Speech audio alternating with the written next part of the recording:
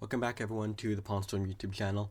In this video, I'm going to be going over a game that was played on chess.com some days ago between 300 to 400 rated players. Both of them are roughly 350 to around like 380 or so, I think.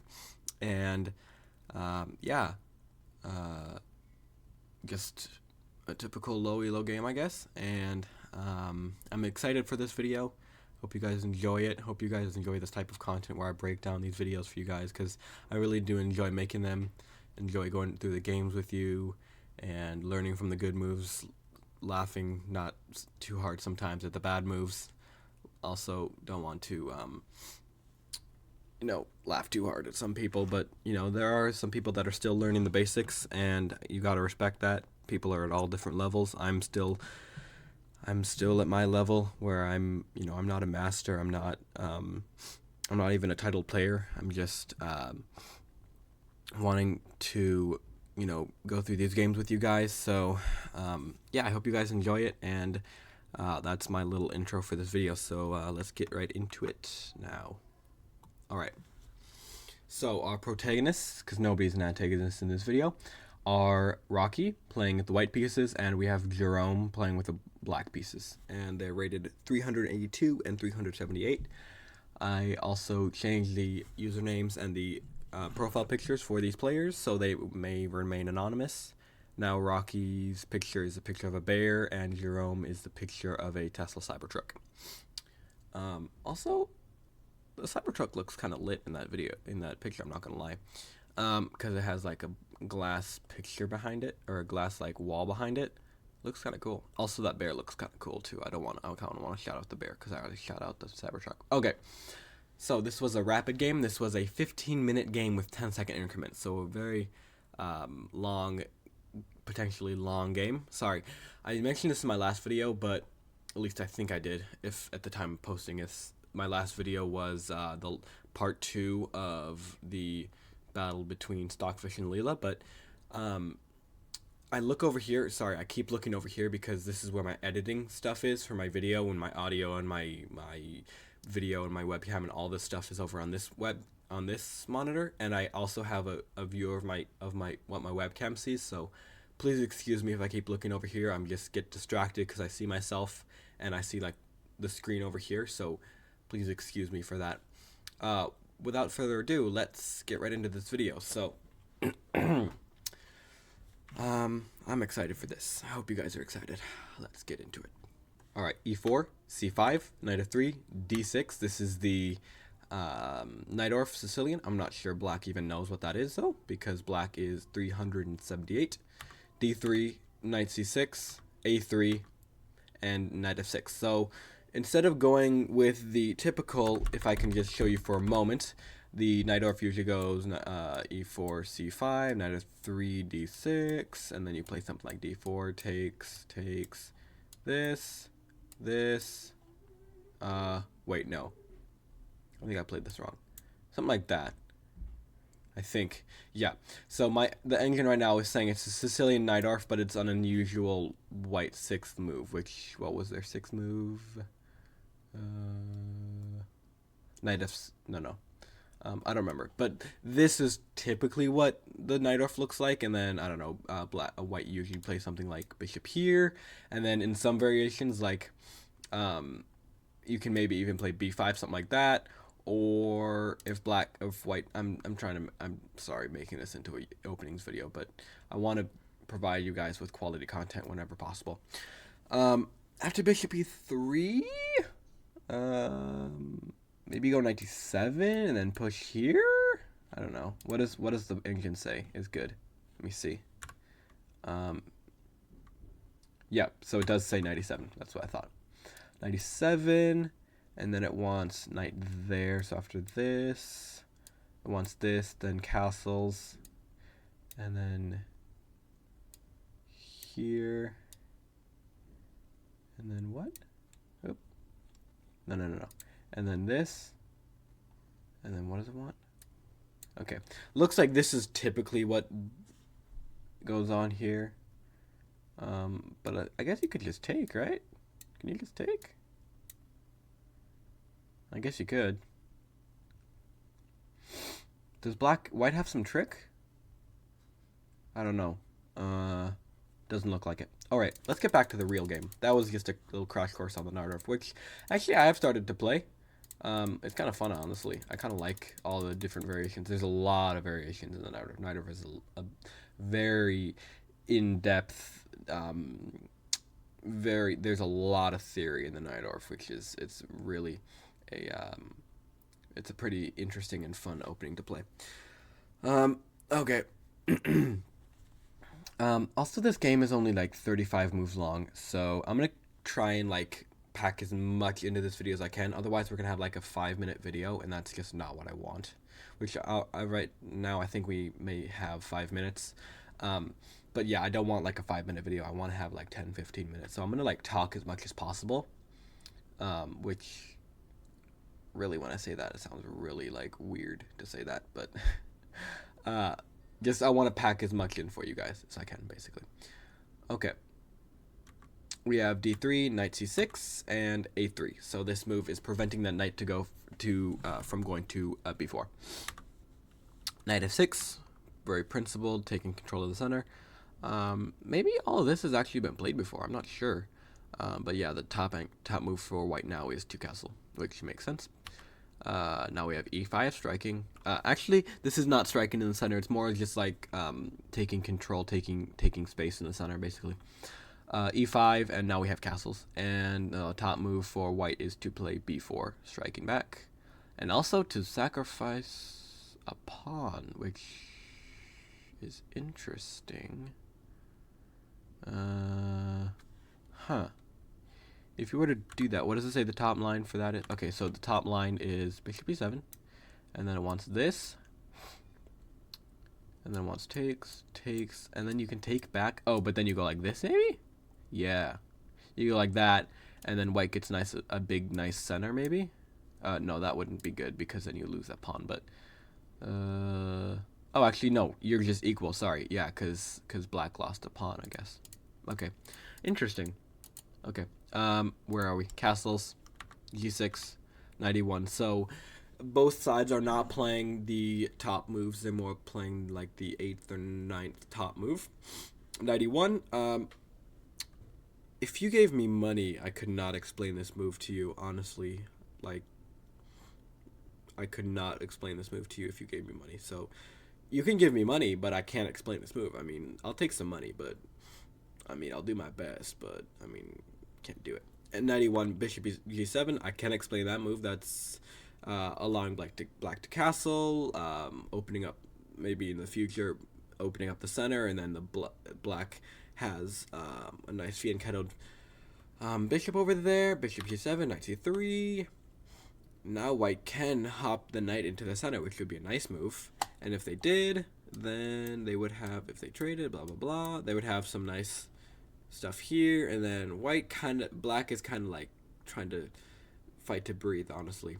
Because if they went back here to go after the pawn, you could just play here. And then, yeah, Engine is saying that b4 is good. So if they play like passive, like, I don't know, bishop d7, you could play here, take, and you have some nice vision there. This is a nice position. I mean, this is like a good position for white. I think they're kind of lacking in piece development, but I mean, other than that, I mean, they're doing pretty well. And if black plays here, you can play here. Oh, also, yeah, the pawn is just hanging. Whoopsies. Sorry about that. Let's go back. Anyway, as I said, I want to pack in as much as I can. Castles, knight b5.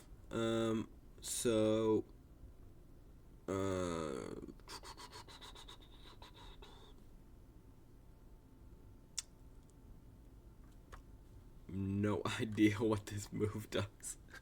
But I mean, I get it. It controls maybe the pawns, controls... that's all I could think of. Okay. We have d5. Makes sense.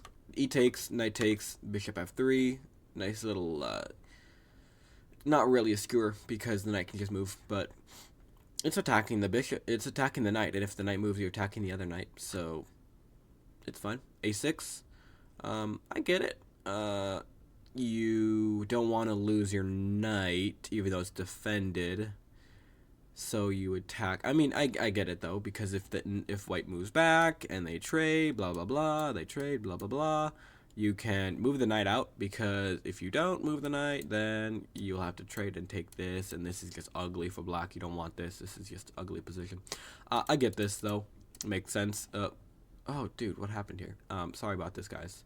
Some very weird things are happening here. Sorry about that. All right, let's go back here. Where were we? Blah blah blah. Here. Okay, here we are. All right, so black played a6, and we have knight c3. So hopping back there, and if they trade, they're just gonna get the same position with the damaged pawn structure. They do get the open file, as the engine points out, but really, I mean, it's not really that good for white. But nevertheless, let's just see. So black plays e4.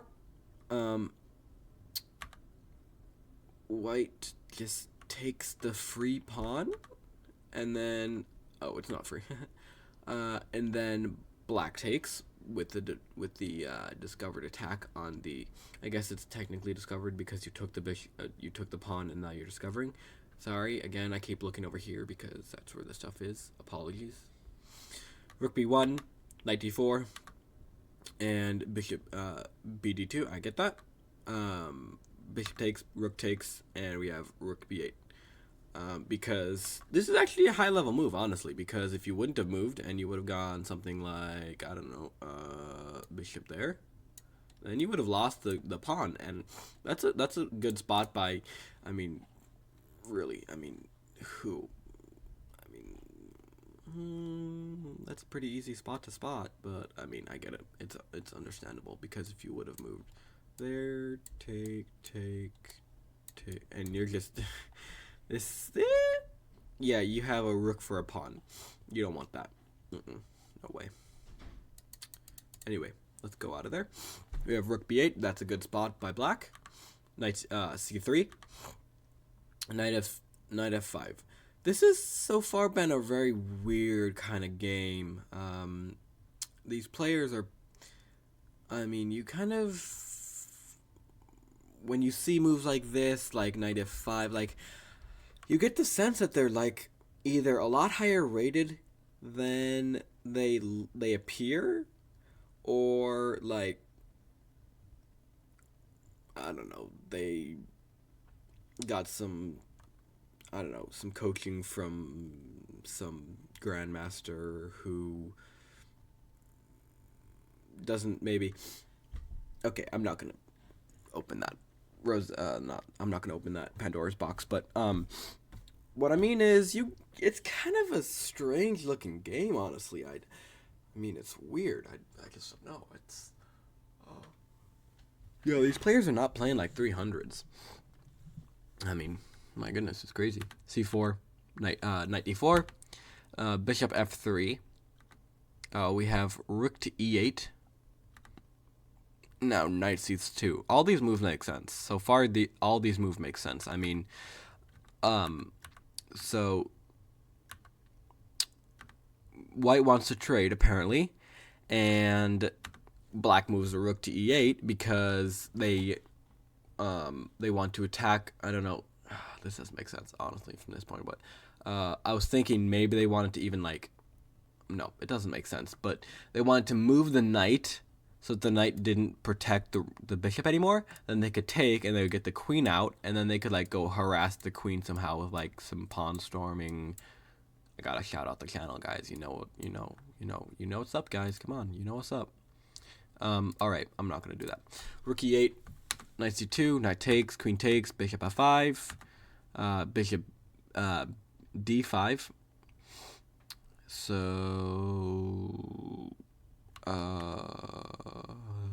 I have no idea what this move does, except that when black moved the bishop to f5, that relinquished one of the defenders. So now you can just take, and you take, and you take, and now you have a rook and a pawn for a bishop. Yeah. no clue what this does at all.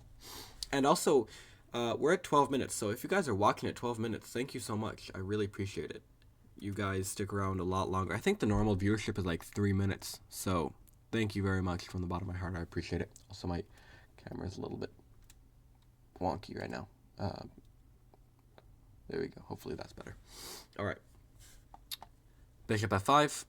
Also, I have no idea what bishop d5 does. Queen d7, and rook bb1. The reason it's rook bb1 is because I think I've said this before, but both of the rooks see the same square, and so when they're like this, you write down the file that the rook was on. So there you go, a little crash course on writing, or on. Anyway, we're done with that. Queen d7, rook bb1, b5, queen c3, rook ec8, rook fe1, b4, a takes, b takes, c takes, rook takes, and now we have bishop takes d3. So this is a good spot by black,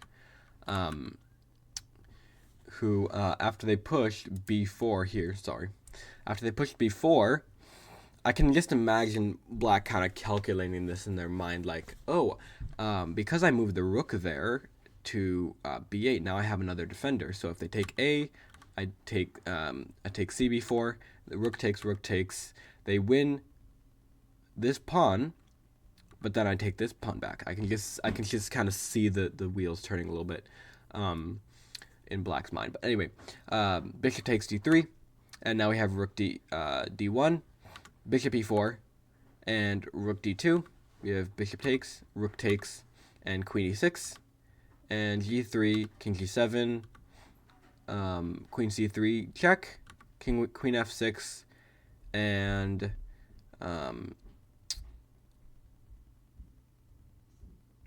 white goes king g2 and loses the queen and resigns. Oh, that was great. Oh, wow. That's you don't see that every day, for sure. Wow. Honestly, I have, couldn't you have just, wait a minute. No, it's check, I suppose. I was thinking, okay, so I'm gonna back up here. Oopsie, sorry. Let me just say that, okay, instead of black went there, black went there. Oh. Black going, oh no, black can't go there. Nope, black can't go there. What about this? If black went there, white goes there. Can you take, and take? Now you're just a rook up. I don't understand, but I mean, being a queen up is a little bit better. I don't understand why you couldn't have just, so after g3, king g7, blah, blah, blah, here, and you take now your queen up, but I guess spotted this too. I mean, I don't know. It's just, that's interesting. All right, so yeah, white resigned, and this is the 35th move. So other than this catastrophic move at the end, I mean, the whole game was very equal. I mean, this whole time they were equal. This whole time, black got a pawn up, then, or white got a pawn up, then black took that pawn, and then they traded, blah, blah, blah. They went here, and then the white lost the queen. So other than this little catastrophic blunder, the whole game was very equal. And honestly, if I had to guess, I mean, I'm not Gotham Chess, so I'm not great at guessing the elo, but if I had to guess, I'd probably say these players are like, I mean, at least like 700, honestly. I mean, like, not like actually, but like the way they played. I mean, there were a lot of things that, you know, a 1000 plus would not play. Like this little thing here, you know, you really should, I mean, the knight was kind of trapped, but I mean, you really should have had it, like, you really should have, like, the bishop on d2, and, you know, like 1100 would not try and intentionally damage the pawns like that. But honestly, like, by the style of their play, I mean, these guys are probably, these guys could easily be, like, you know, 800 or something like that. So, I mean, granted, they could definitely get up to 1,000. I mean, totally. They played very well at the end, except for White there at the end. But I kind of feel like White maybe just... I mean, they obviously didn't see it, but... I wonder why they played King G2, though. It doesn't even make sense. I mean... Yeah, it doesn't make sense. I don't know. But yeah, after Queen C3, they resigned, so... what a wild game, guys. Wow, what a wild game. And hey, if you're watching it here, I don't know exactly what the time is at, but if you're watching here, it might be like 20 minutes or something. So thank you, thank you, thank you for watching this far. I really appreciate it. And yeah, just trying to spread the joy of chess to everyone that I make videos for. And yeah, I hope you guys enjoy it, because I really do. Honestly, I really do enjoy making these videos for you guys. So with that being said, I don't think there's much more to say. So click here to subscribe to my... You can click my face. You can hover over my face and click subscribe there. Check out this video here. YouTube thinks you like this video for my channel. They suggest this video for my channel. And with that being said, I'll stop promoting my channel. Unless you guys like that, I guess. But with that being said, I'm going to stop yapping. And thank you guys for watching. Sorry, again, I keep looking over here because this is where my other setup is for my editing. Please excuse me. My audio and whatever. Please excuse me. I won't look at you guys. Yeah, thank you guys for watching. And I'll see you all in my next video.